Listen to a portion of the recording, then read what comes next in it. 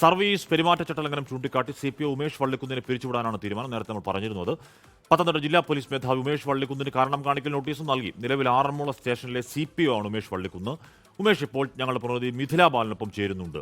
മിഥില, ഇപ്പോൾ ഈ ഫേസ്ബുക്കിലടക്കം ഏറ്റവും ഒടുവിൽ വന്ന പ്രതികരണം താങ്ക് യു അഗെയിൻ എന്നുള്ളതാണ്. അതിൽ ഉറപ്പായും ഒരു പരിഹാസ ചുവയാണ്.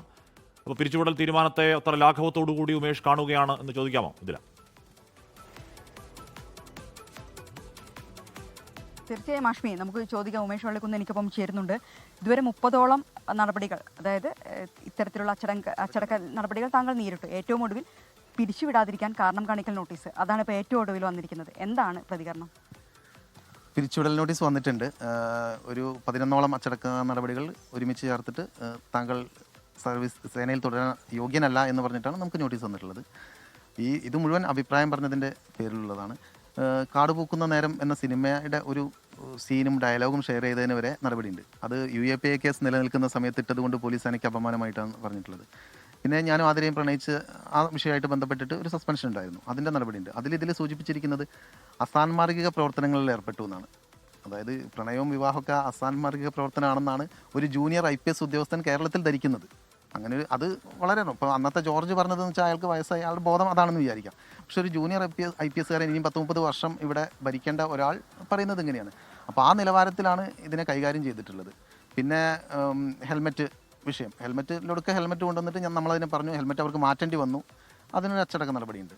പിന്നെ പോലീസിൻ്റെ സാലറി ഒരു സ്വകാര്യ ബാങ്കിന് മറിച്ചു കൊടുക്കുന്നതിൻ്റെ ഒരു സംഭവം ഉണ്ടായിരുന്നു. അതും നമ്മൾ പോസ്റ്റ് ഇട്ടിട്ട് അത് പൊളിഞ്ഞു പോയി.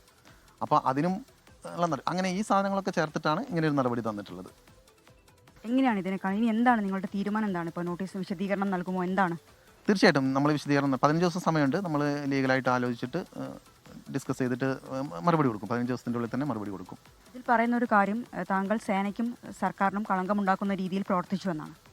സേനയ്ക്കും സർക്കാരിനും കളങ്കമുണ്ടാക്കുന്ന ആൾക്കാരുണ്ട്, അവർക്കെതിരെയാണ് ഞാൻ പറഞ്ഞിട്ടുള്ളത്. എൻ്റെ ഓരോ അച്ചടക്ക നടപടിയും പരിശോധിച്ച് കഴിഞ്ഞാൽ ഈ കളങ്കമുണ്ടാക്കുന്ന അഴിമതി അല്ലെങ്കിൽ കള്ളന്മാരെക്കുറിച്ച്, അല്ലെങ്കിൽ അനധികൃതമായിട്ടുള്ള നടപടികളെക്കുറിച്ച്, അല്ലെങ്കിൽ ദുർബലരായിട്ടുള്ള പോലീസുകാരെ ദ്രോഹിക്കുന്നതിനെക്കുറിച്ച്, ഇതിനൊക്കെ കുറിച്ചാണ് ഞാൻ അഭിപ്രായം എഴുതിയിട്ടുള്ളത്. അതിനാണ് എനിക്കുള്ളതിന് നടപടി വന്നിട്ടുള്ളത്.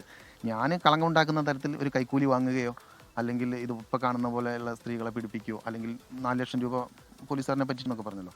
അപ്പോൾ അങ്ങനത്തെ ഒരു ഇടപാടിലോ അല്ലെങ്കിൽ ഒരു ഡ്യൂട്ടിയിൽ ഒരു വീഴ്ച വരുത്തിയിട്ട് ഇന്ന് വരെ എനിക്കൊരു അച്ചടക്ക നടപടിയും വന്നിട്ടില്ല, അല്ലെങ്കിൽ ഒരു ഡ്യൂട്ടി സമയത്തെത്താത്ത പ്രശ്നങ്ങളും ഉണ്ടായിട്ടില്ല.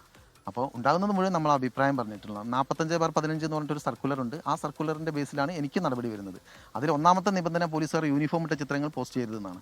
പക്ഷേ അതിന് നടപടി എടുക്കുകയാണെങ്കിൽ പോലീസിൽ എത്ര പേര് ബാക്കിയുണ്ടാവും? തീർച്ചയായും ആഷ്മി, ഈ നടപടിയുമായി ബന്ധപ്പെട്ട് ഉമേഷ് വള്ളിക്കുന്നിന് പറയാനുള്ള കാര്യങ്ങൾ ഇതാണ്. വിശദീകരണം നൽകും. നിയമ നടപടിയുമായി മുന്നോട്ട് പോകാനാണ് തീരുമാനം.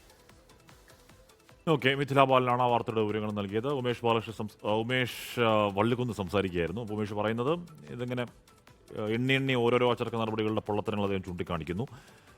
അത് ഇപ്പോൾ പറയുന്നത് പോലും എന്താണത് ഈ പറയുന്ന വിമർശനം തന്നെയാണ്. അപ്പോൾ അതൊക്കെ എന്താകുമെന്ന് കാത്തിരുന്ന് കാണാം. എന്തായാലും ആ കാരണം കാണിക്കൽ നോട്ടീസിൽ മറുപടി നൽകി പുറത്തേക്ക് പോവുക എന്നുള്ളത് തന്നെ ആവണം ഉമേഷിന്റെ തീരുമാനം. ലോകത്തെവിടെയായാലും ഏത് സമയത്തും 24 വാർത്തകളും ഓഗ്മെന്റഡ് റിയാലിറ്റി പാക്കേജുകളും എക്സ്പ്ലെയിനറുകളും വിശദമായി കാണാൻ ഞങ്ങളുടെ YouTube ചാനൽ നിങ്ങൾക്ക് സബ്സ്ക്രൈബ് ചെയ്യാം.